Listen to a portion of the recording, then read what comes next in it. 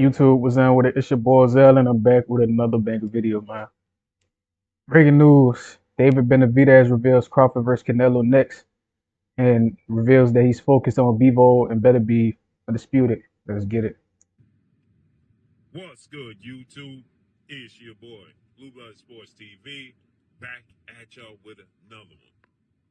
So, I told you guys yesterday that Terence Crawford accidentally leaked out a little bit of too much information as far as the future plans and the possible showdown between himself and Saul Canelo Alvarez. And I told you guys this was on the horizon. His Excellency Prince Turki Al Sheikh is willing to fork up the money to make this happen.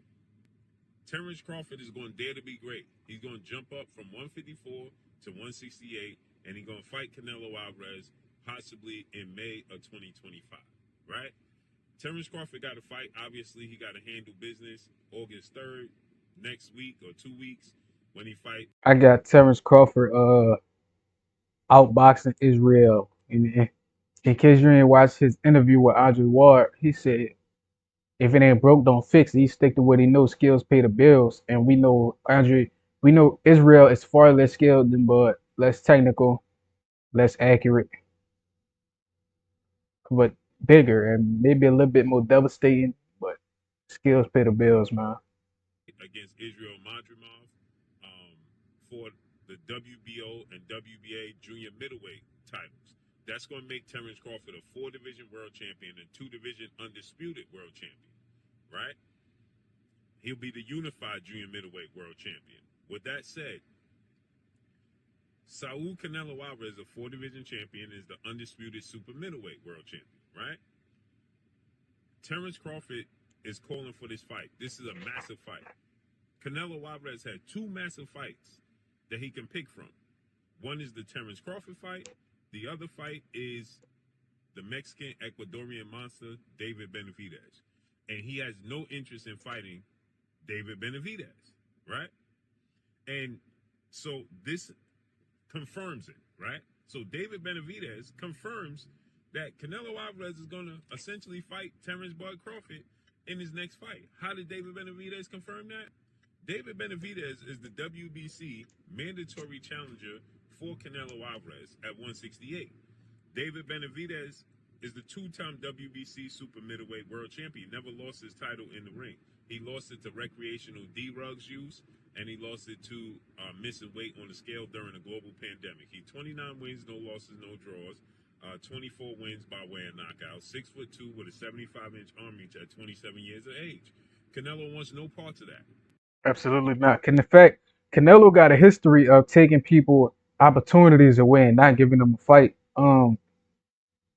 First, David Benavidez, like you say, he missed, he lost his belt due to missing weight. Canelo took his belt, I believe, and haven't given him an opportunity to get it back yet.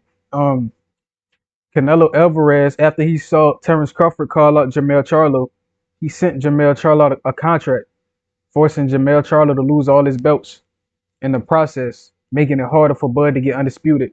Now he's acting hesitant to fight Bud. So we've seen Canelo take people opportunity and not give them an opportunity to get it back in blood. That's what I call coward behavior, bro.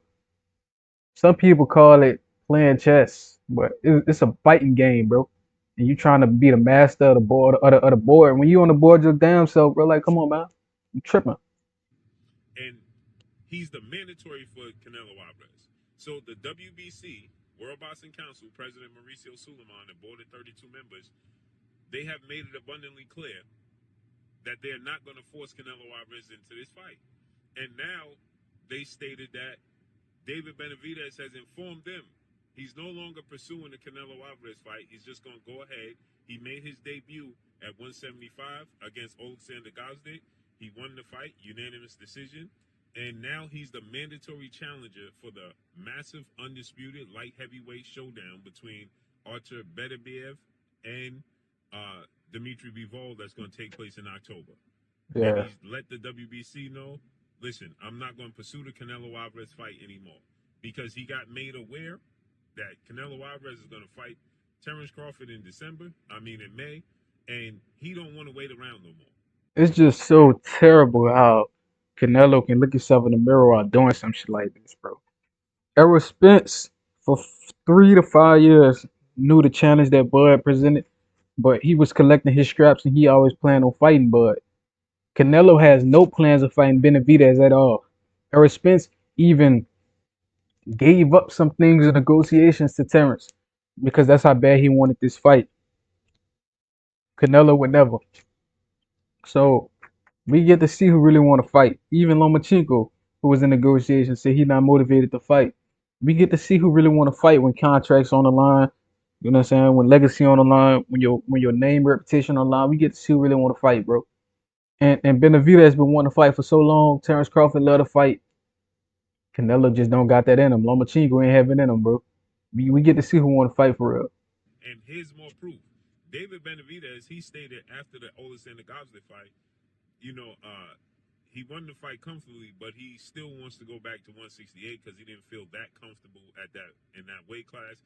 And when you watch the fight, he looked like the smaller guy for the first time in his career. He was a smaller guy. So the fact that he's letting you know, I mean, Canelo Alvarez has just been announced that he's going to fight Puerto Rican light super middleweight title contender, superstar boxer Edgar Berlanga.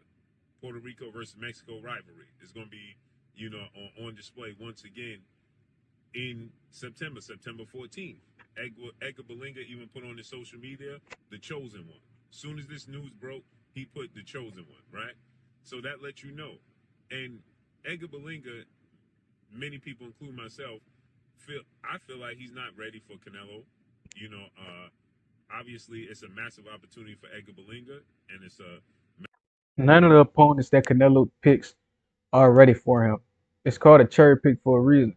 Now, the last time he cherry picked and it went wrong was Dimitri Bivol. You better hope there's not a cherry pick going wrong. I'm not too aware of Edgar Berlanga's style of how he fights, so I'm not going to assume anything. But Canelo been cherry picking for a while, bro. He got a good cherry pick finger, bro. He picked some good cherries, man, for sure. massive payday for him. So he's gonna take the fight. He's gonna take the risk. I don't think that he's ready, right?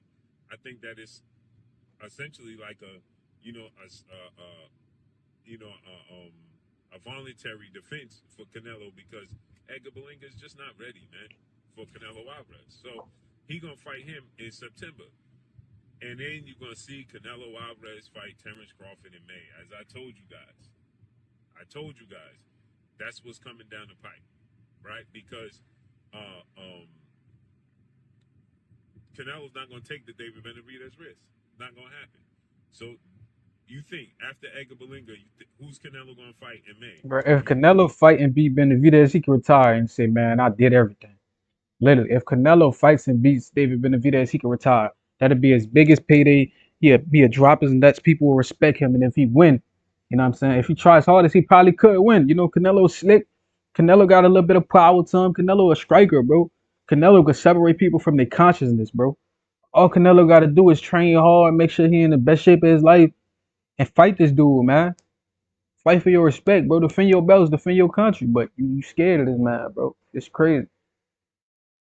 Most kings get their head cut off. Canelo scared to get his head chopped off in the middle of that ring, bro. You think David Benavidez would just say, listen, you know something?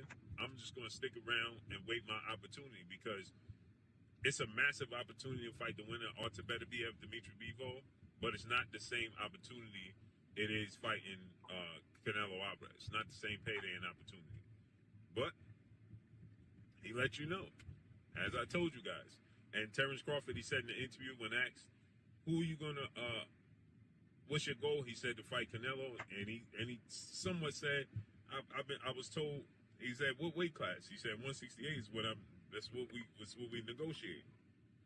I think Bud fighting Canelo. Well, he won all the belts, so I understand 168. But to be more fair, a catchweight would be more fair. But he want to take the risk, and I respect it, bro. 68. That tells you everything you need to know right there.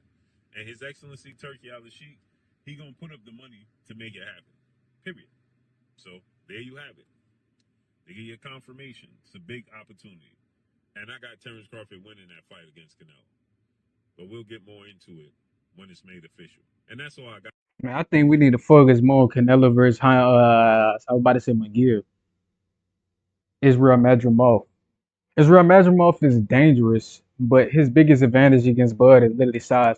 I don't think he has a speed advantage. He might have a little bit more power, but he don't have the accuracy, punch placement, timing of a Bud Crawford. And that's how Bud gets his knockouts. So he don't have to hit you extremely hard. He just got to hit you when you're not ready, fast, precisely, in the right spot. Press that button, turn the lights out. And that's why I think Bud gonna outbox him. And I think he gonna respect Bud. You know how to try to walk through Bud. And if you try to, you're gonna get Roy Jones treatment. You hear me? But with that being said, man, like, comment, subscribe, and share this, man. We on the 2K subs. So I might hear this keep hitting. I love everybody. Till next time.